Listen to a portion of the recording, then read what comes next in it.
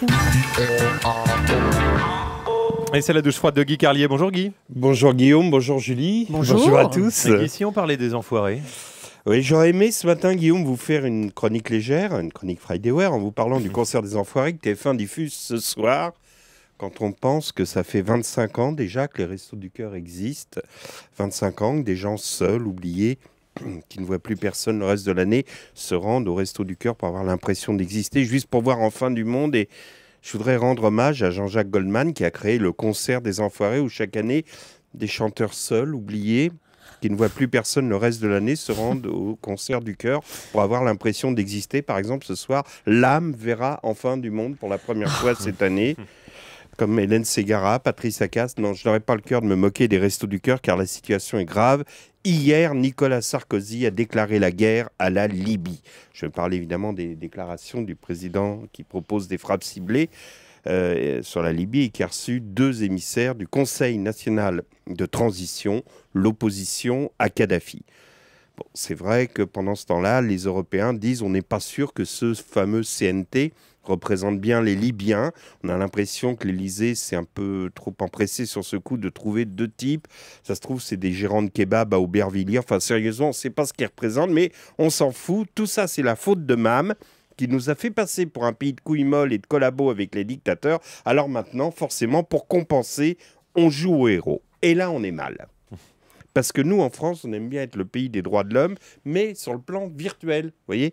C'est-à-dire que on est le pays des droits de l'homme lorsque Kouchner fait le con devant les caméras avec son sac de riz en Somalie, mais accueillir les réfugiés, ah ben non, ça va pas être possible. En France, on aime bien faire des envolées lyriques sur la paix universelle à la tribune de l'ONU, comme celle de Dominique de Villepin.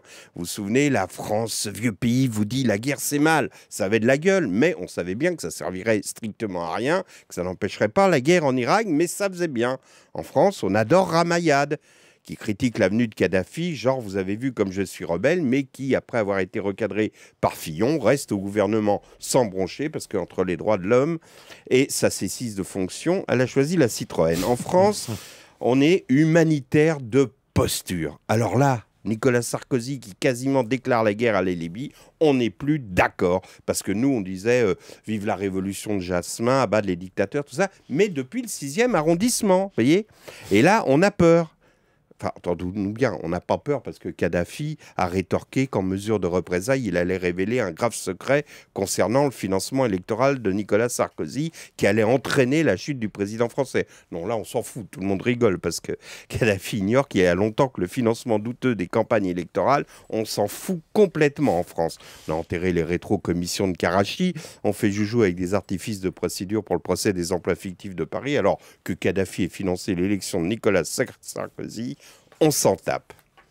Brusquement, un doute me frôle. Ne me dites pas quand même que Nicolas Sarkozy aurait fait ça juste pour redorer son blason en vue des présidentielles ou pour enfiler le costume du général de Gaulle.